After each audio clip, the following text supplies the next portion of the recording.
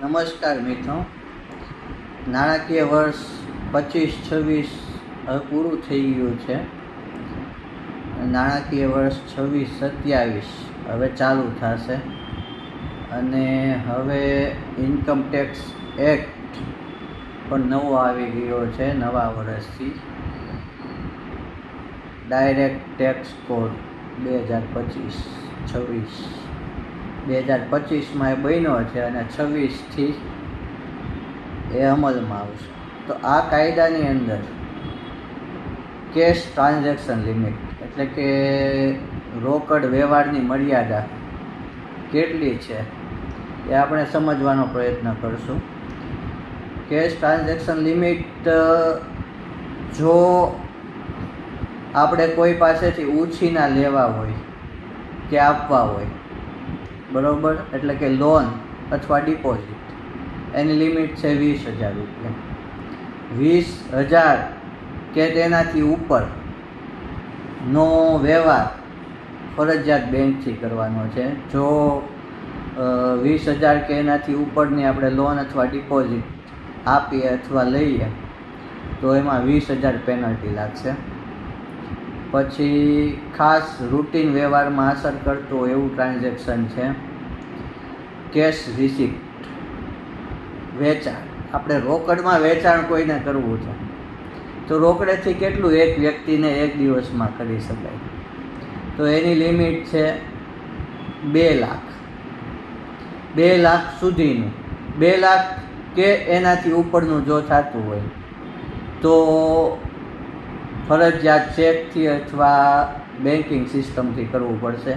જો 2 લાખ કે એનાથી ઉપરનું કેશમાં કરવામાં આવશે તો એટલી જ પેનલ્ટીની જોગવાઈ છે. લેનાર અને વેચનાર બંનેને લાગશે. પછી છે કેશ એક્સપેન્સીસ, જેનું ઓડિટ થાય છે, બરાબર, એને રોકડમાં કેટલો ખર્ચો ચૂકવી શકે તો આ લિમિટ છે 10,000 રૂપિયા. 10,000થી વધારેનો રોકડ વ્યવહાર ફરજિયાતપણે ચેકથી કરવાનો છે. બાકી એ ખર્ચો આપણામાં એડ બેક થશે અને બાદ મળશે નહીં. પછી બેંકમાં વર્ષ દરમિયાન રોકડા કેટલા જમા કરાવી શકાય? તો જે લોકો પાન હોલ્ડર છે, પાન કાર્ડ ધરાવે છે, એ 10 લાખ સુધી જમા કરાવી શકે. 10થી વધારે પણ કરાવી શકે. 10થી વધારે જો કરાવશે જમા તો બેંકને એનું રિપોર્ટિંગ કરવું પડશે ઇન્કમટેક્સ ડિપાર્ટમેન્ટમાં, અને એના બેઝ ઉપર આઈટી ડિપાર્ટમેન્ટ આપણને પ્રશ્ન પૂછી શકે છે કે આનો સોર્સ કયો છે, તમે જૂના આઈટી રિટર્ન ભરેલા છે, આ આપણને વારસામાં મળેલા પૈસા છે કે પછી વેપારના છે કે કઈ રીતે આવેલા છે, એ આપણે જસ્ટિફાઈ કરવું પડશે. પછી બેંકમાંથી કેશ વિડ્રોઅલની મર્યાદા આપણે કેટલા ઉપાડી શકીએ? તો બેંકમાંથી કેશ વિડ્રોઅલ ગમે એટલા થઈ શકે, જેટલા આપણા પડ્યા હોય એટલા, પણ 1 કરોડથી વધારે જો કેશ વિડ્રોઅલ કરવામાં આવશે તો એના ઉપર બેંક 2% TDS કટ કરશે.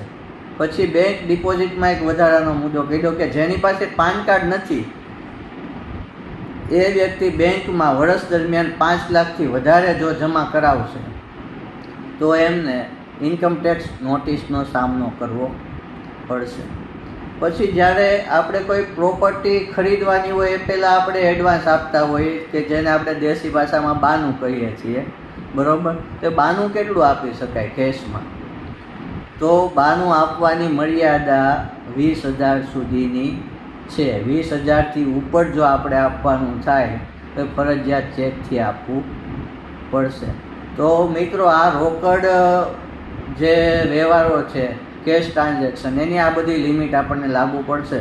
તો આપણે પહેલેથી સાવચેતી રાખીએ કેશ ટ્રાન્ઝેક્શનમાં, જેથી કરીને આપણે કોઈ પણ ઇન્કમ ટેક્સની નોટિસનો સામનો કરવો પડી શકે નહીં. આભાર.